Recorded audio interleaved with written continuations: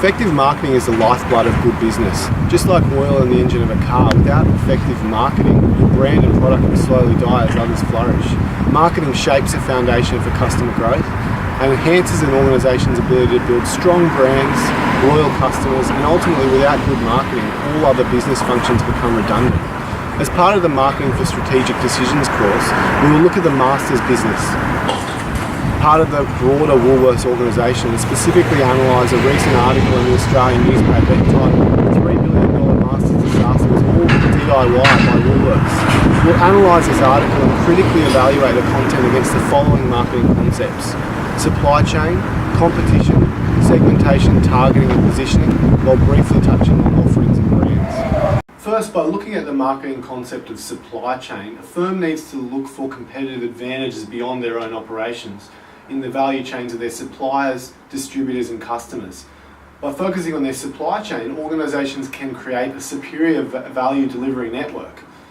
A key part of supply chain is one of the 4 Ps: place, channels, coverage, assortments, location and transport.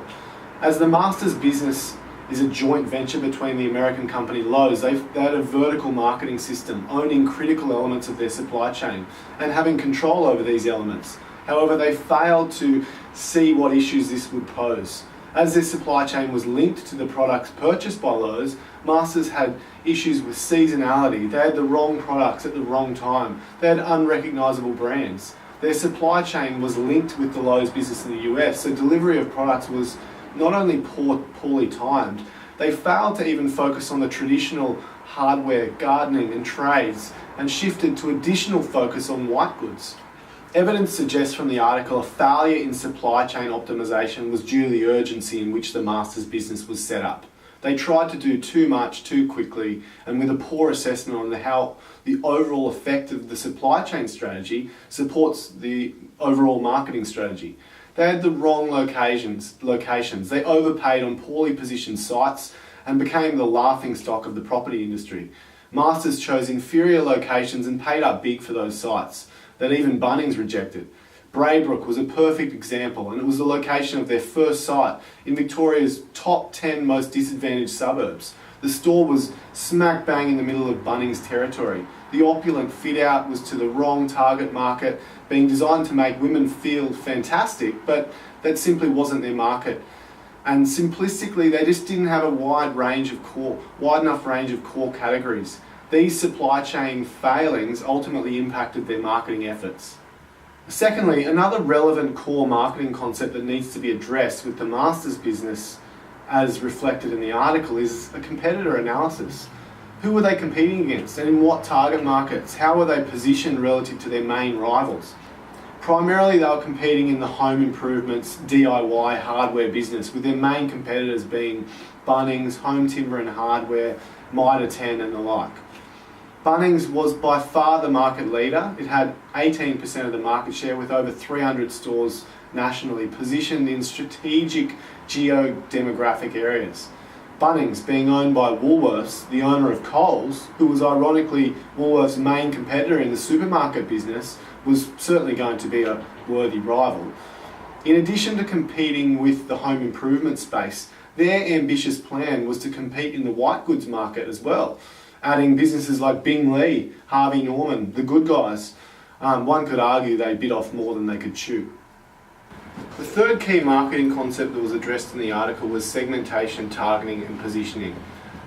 This is a 3-step approach to building a targeted marketing plan. Essentially, it identifies how brands and their product offerings will compete in the marketplace.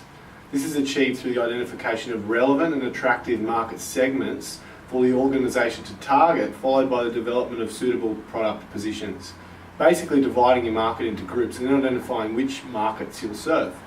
This is something additional to supply chain and competition that was also outlined in the article, and something that Masters clearly got wrong.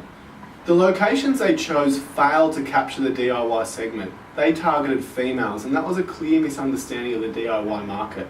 They also placed their locations in lower socio-economic regions, with their headline store in Victoria. Now, why was this? Well, it seemed like it was a failure to conduct primary and effective secondary research. Now, the article did reference that they conducted a significant amount of research in relation to STP. However, this simply was an innate failure to identify a commercially viable segment. Now, positioning consists of arranging for a market offering to occupy a clear, distinctive and desirable place relative to competing products in the minds of your target consumers.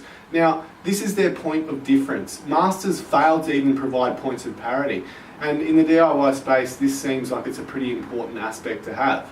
They didn't have accessible stores, they had the wrong hardware, they didn't have quality service, and this is something that Bunnings is well renowned, known for having. Now, if you don't have your points of parity, you fail before you even start. In conclusion, and as you have seen that was demonstrated in the article, effective marketing is the lifeblood of good business. Marketing shapes the foundation for customer growth and enhances the organisation's ability to build strong brands, loyal customers, and ultimately, without good marketing, all other business functions become redundant. By analysing this article, I have critically evaluated 3 marketing concepts of supply chain, competition and segmentation, targeting and positioning, while touching briefly on how Masters failed in their brands and service offerings. As the article in the Australian newspaper was so aptly named, Masters' disaster was all DIY by Woolworths. The title couldn't have been more appropriate. Even the sausages are better at Bunnings, and mark my words, that's no coincidence. Marketing genius. Bunnings warehouse, lowest prices are just the beginning. Masters, jack of all trades, masters of none.